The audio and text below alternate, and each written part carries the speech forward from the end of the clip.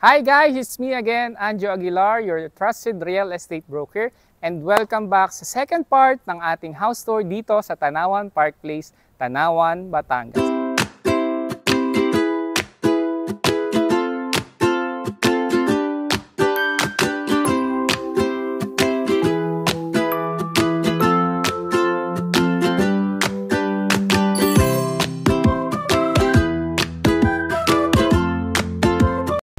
Ayan, and for today's video, ang ipapakita ko naman sa inyo ay ang Jasmine Single Attached and Duplex. Yan. So bakit pinagsama ko na? Kasi same lang naman sila ng lot area, ng minimum lot area at ng floor area. No? Pinagkaiba lang kapag duplex, shared yung firewall, and kapag single attached, wala siyang ka-share dun sa kanyang firewall. No? So tara, pasukin na natin itong Jasmine unit na to. Let's go! So ayan guys, para magkaroon kayo ng idea ano nga ba yung single attached, ano nga ba yung duplex. So itong nakikita nyo dito sa aking likuran, yan ang single attached. Kung nakikita nyo, may firewall siya and wala siyang kadikit na bahay. Ito naman yung duplex. Ayan. So dalawa lang naman sila, kaya duplex, no? Ayan, shared sila ng firewall.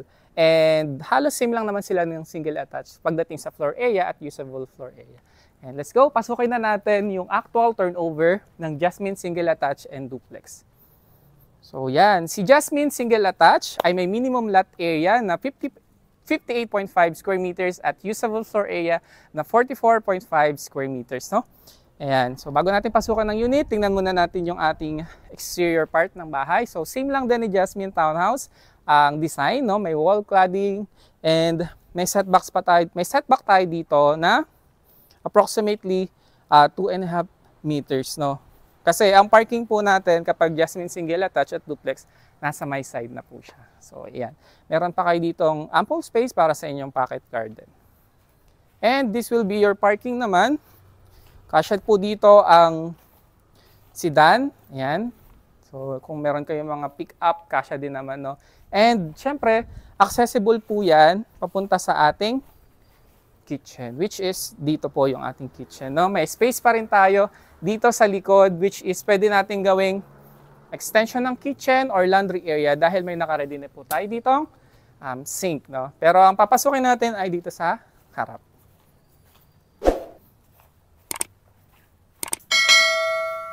Okay, ayan. Same lang din naman ang turnover ng unit, no? Ang main door natin is made of metal with doorknob. And as I say, dun sa previous video natin, meron tayong malalawak at malalapad na sliding window dito sa Jasmine model. Ito pa yung isa. Ayan. So, same lang din ang ceiling. Ayan, naka-steel deck na, no? So, kung napapansin nyo, bare po ang turnover natin sa Jasmine, sa mga Jasmine model natin. And ayan, so cement natin, walang tiles ang flooring. Yung wall naman po natin, wala ding pintura. And sa ceiling, wala po tayong kisame pa, no? And what's the advantage of having a bare type unit, no? You have the freedom po to design, oh. Kung mahilig kayong mag-DIY, kung gusto nyo na marble ang tiles, ang flooring nyo, no? Or kung gusto nyo tiles, granite, pwede nyo po yung gawin. Since bare nga po, no? Parang blank canvas na kayo yung magdi-design ng interior ng inyong property, no? So, ito po yung access natin galing doon or papunta doon sa pinuntahan natin kanina na space. So, ito po yung magiging kitchen nyo or service area. Ayan, medyo mahangin ngayon dahil November na, no? Lamig. Ayan. Ito naman po yung ating toilet and bath. Sara lang natin kasi mahangin. Ito po yung toilet and bath natin. So, hindi na ako papasok. Complete naman siya. May shower, may water closet, may lavatory. May lagay na din ng sabon. Wala lang po siyang kisame and pintura, no? Ang pintuan naman po natin para sa CR ay PVC door. Ayan, PVC door po yan. Let's go sa taas. Ayan. Same lang din po sa hagdan natin. Combination po siya ng metal at cement. So, ugain natin. Sabay siya. Ayan. So, grabe.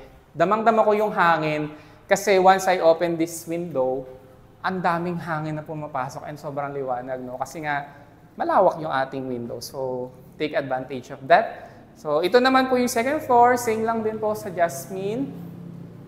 Bear and turnover, provision for 2 bedrooms. Ayan, may naka-ready na po tayong saksakan.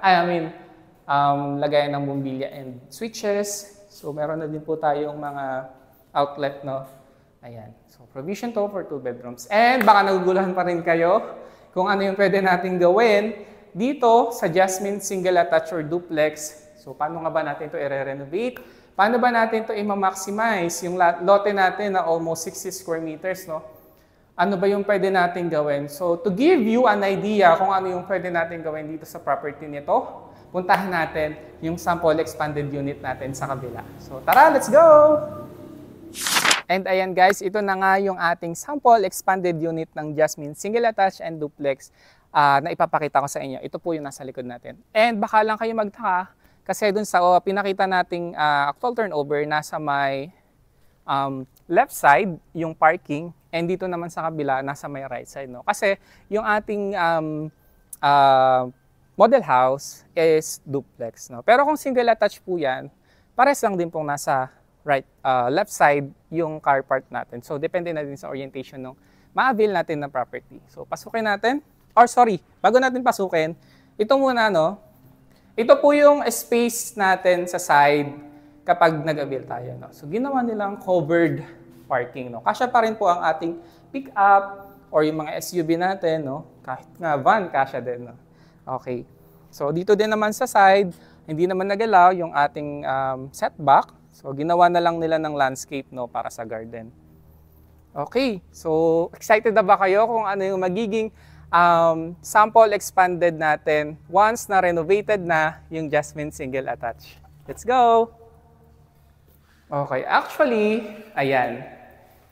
So, medyo hindi pa to, pero ang ganda na. Sobrang expanded na. Maximize na talaga yung ating property. Now, as you can see, sa flooring natin, nilagyan lang nila ng ceramic tiles na white. Grabe. Nakakalawak talaga kapag white yung ginagamit natin na tiles. And ito namang wall, nilagyan na lang din nila ng pintura. And nilagyan na din ng kisame yung ceiling natin. Ayan. Pakita natin. So, punta muna tayo dito sa may CR. Sa CR natin, nilagyan lang din nila ng kisame at saka ng pintura, no? Yan. So, kompleto pa rin naman siya. May shower, may water closet, at saka may lavatory. And ang maganda dito, sa pagkaka-expand nila, dahil sobrang maximize nga ng property, nagkaroon sila ng bedroom dito sa baba. Ayan. So, kung meron kayong kasamang elderly or yung mga hirap ng umakyat sa hagdan, pwedeng-pwede to, di ba? Pwedeng-pwede nyong gayahin. So, disclaimer lang po, ito po ay sample expanded unit lang po natin, no? Ang actual turnover pa rin po natin yung nasa kabila, which is yung bear, no? Para lang po magkaroon kayo ng idea kung ano ba yung pwede natin gawin sa property na yon. So, dito naman po, in-extend na dito sa may extra space natin sa side, ginawa na niyang kitchen, no? So, pwede dito yung lutuan nyo, tapos dito yung ref, di ba? So, kasi may outlet naman dito naka-ready.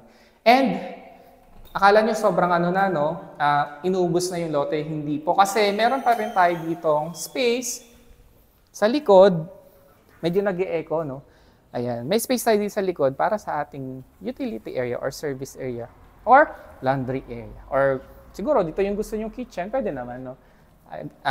Idea lang naman ito kung ano yung pwede natin gawin sa property.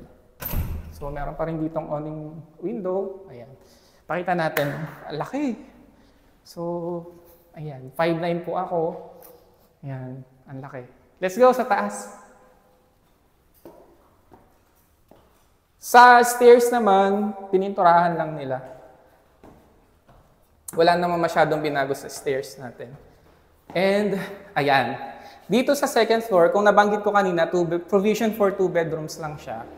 Pero dito sa expanded unit natin, sample expanded unit, nagkaroon siya ng 3 bedrooms and family area pag-akyat mo ng hagdan, di ba? Hindi yung pag-akyat natin, bedroom agad, no? And another thing, nagkaroon tayo ng toilet and bath dito sa second floor.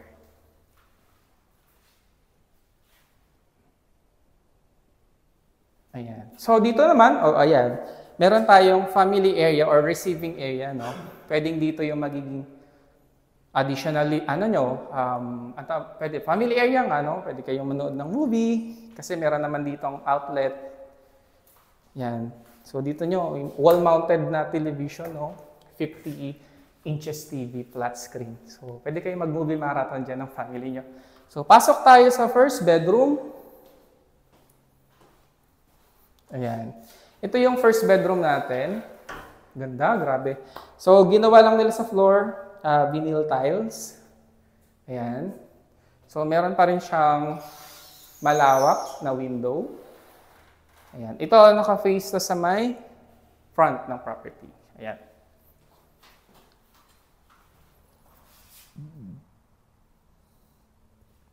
Then, dito naman sa second bedroom, ayan, medyo maliit lang siya ng konti doon. Feeling ko yun yung pwede natin gawing master bedroom, yung una kong pinasok, no? And ito naman, yung second room natin sa third. So actually, 4 pala yung pwedeng maging bedroom kasi may bedroom pa sa baba. Ayan. So kung maliit lang naman yung family nyo, yung room doon sa baba, pwede nyo gawing storage area or office. Diba? Pag naka-work from home kayo. Ito naman yung next bedroom natin sa second floor. Ang laki ng bintana talaga, grabe. Buksan natin para pumasok ang hangin. So yan, kasya dito, single bed or double deck, kung medyo malaki talaga yung pamilya nyo, no? And ayan. So, at least nagkaroon kayo ng idea, guys, kung paano ba natin i-maximize yung lot area or yung property natin kapag nag-avail kayo ng Jasmine Single Attached at Duplex dito sa Tanawan Park Place, no? So, ayan, pagdating naman sa computation, ipa-flash na lang po namin sa screen yung updated computation natin dito sa Jasmine Single Attached and Duplex.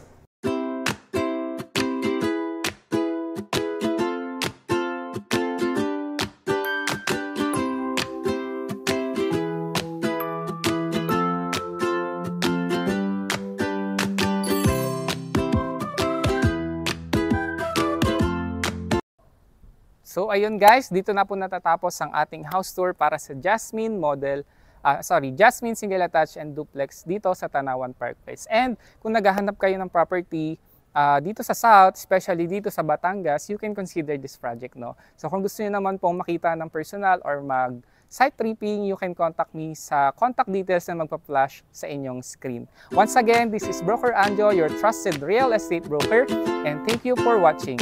Paalam!